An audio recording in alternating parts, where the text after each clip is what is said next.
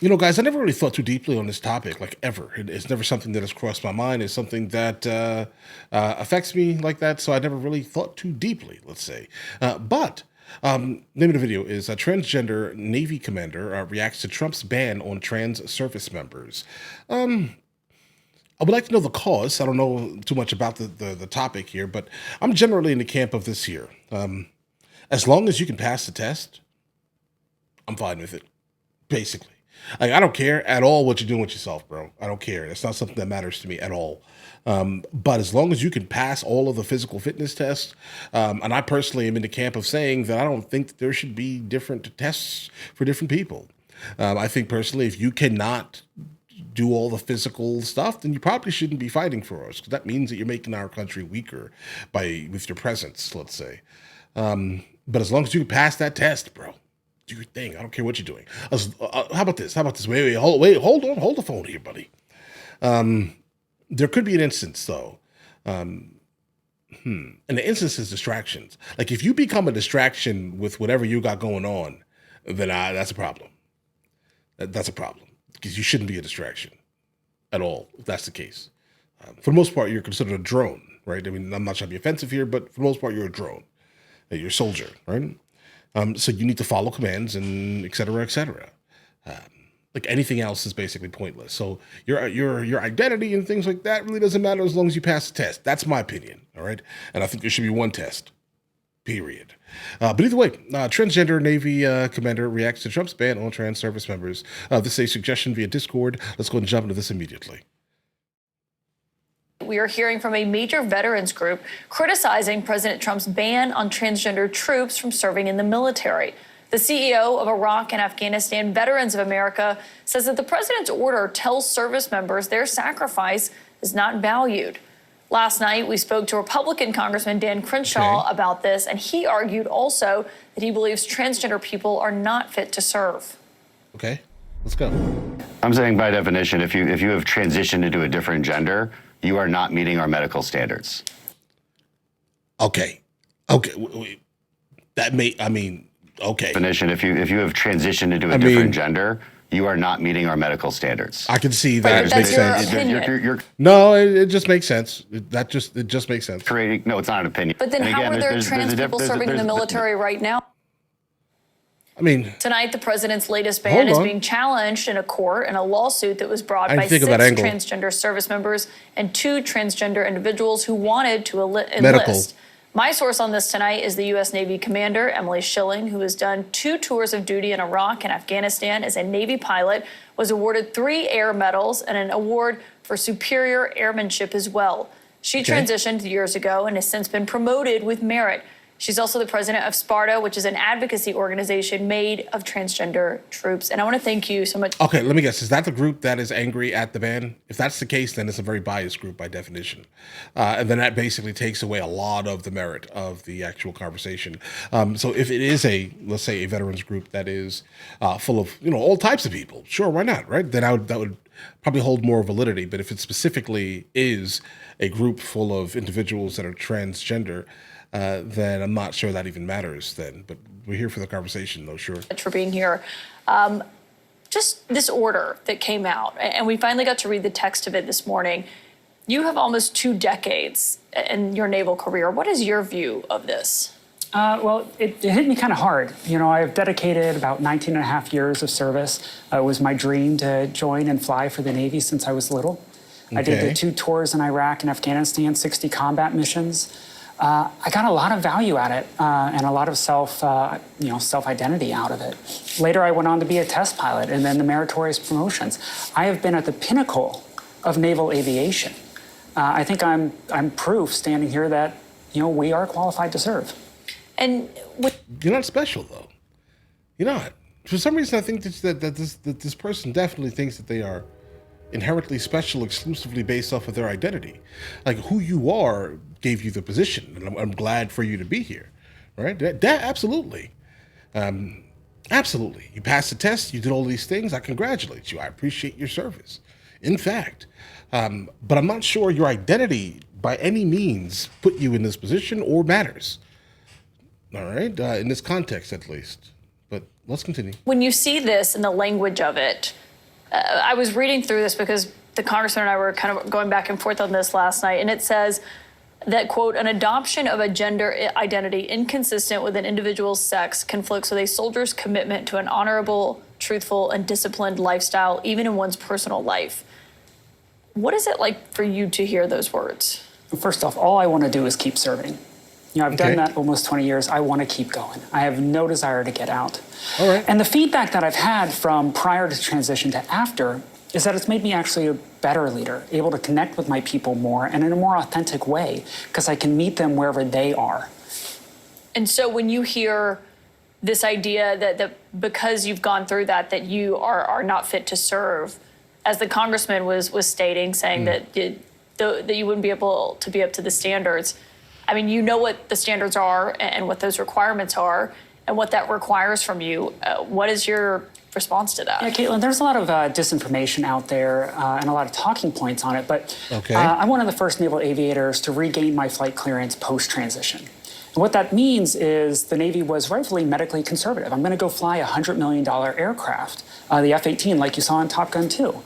So they ran me through every psychological evaluation, every physical evaluation they could. I think they ignored one then. Like, by definition, isn't not gender dysphoria like this is not something normal, right? I mean, I don't think so, at least. Is it something that the average person goes through? If not, then it's not, by definition, of the nature of, right, of humanity, right? I mean, I'm trying to put this together, guys. I don't know. I don't read things on this topic at all. I'm just, I'm throwing things at the wall here, all right?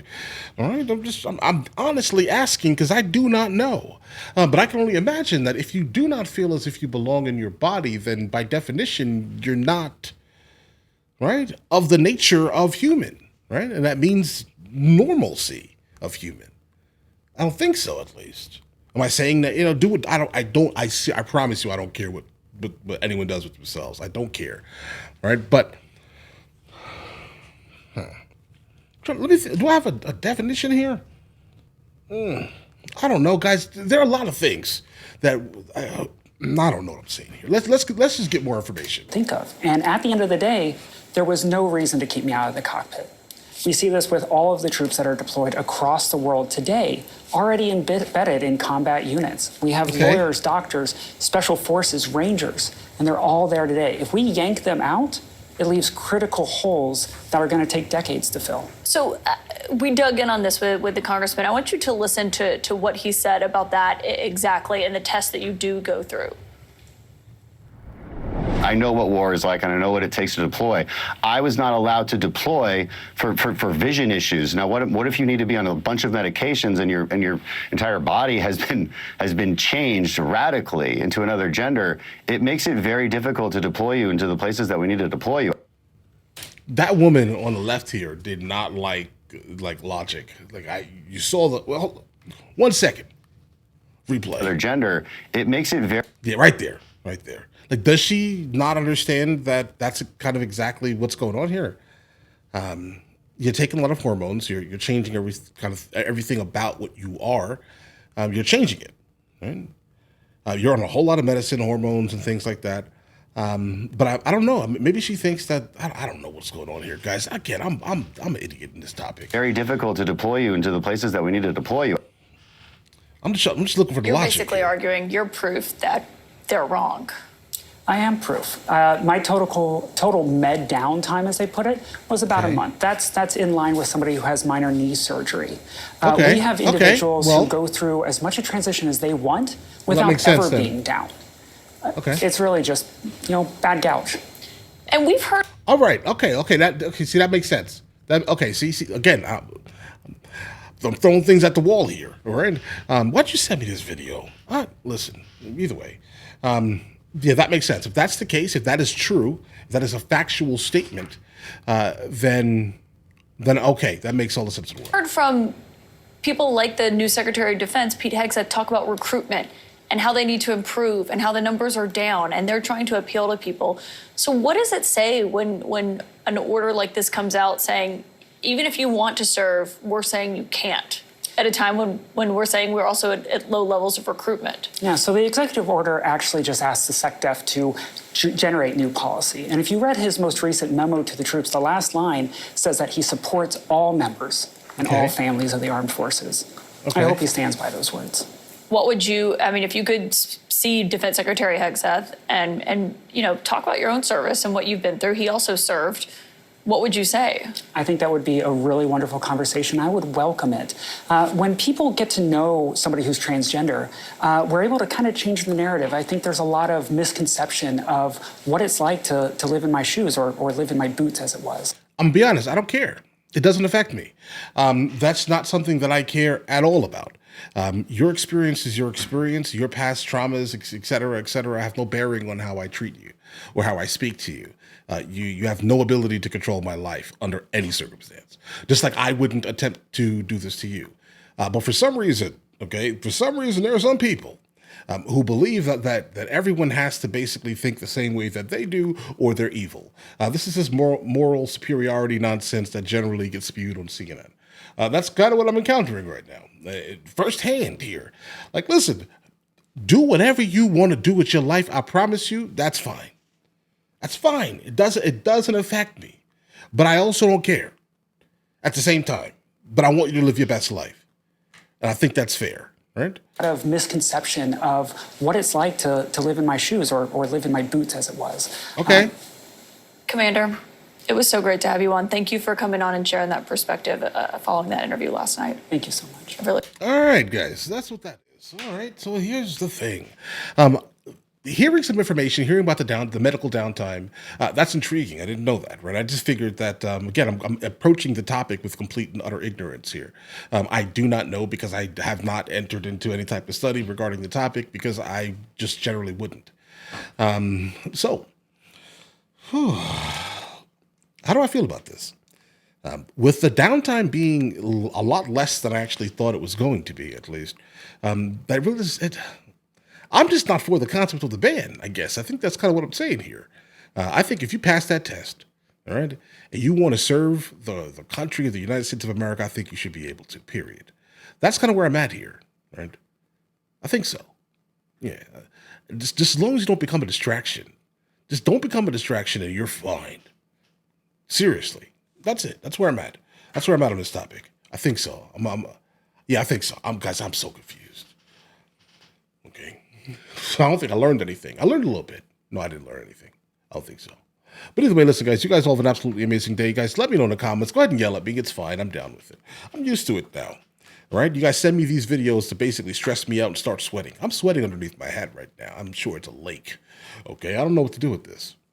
But I also am one of these individuals that, like, I'm live and let live, guys. I mean, I spent half the year in the south of Spain, in Malaga. They basically call it Malaga because it's like everyone, is basically, they like each other type of thing, right? So I'm used to seeing things like this. It doesn't affect me. I grew up in New York, guys. I don't care about it. It doesn't affect me, bro. Live your best life. Do whatever you desire. But under no circumstance are you going to shut my mouth, okay? Like, I'm not going to like specifically disrespect you to your face. That's just not, because I don't basically disrespect anyone to their, I don't, that's not what I do. Right. But if you want to be treated as if you are normal, you have to understand you're going to have to do that. You're going to have to accept the jokes and things like that and the random nonsense, because that's just how we speak to each other. Right. But live your best life. You want to serve the country? I appreciate every single year you served in the Navy. I appreciate it, and I don't think you should leave personally. Right? It sounds like you did a great job. All these accommodations and things like that. I'll shake your hand. Right?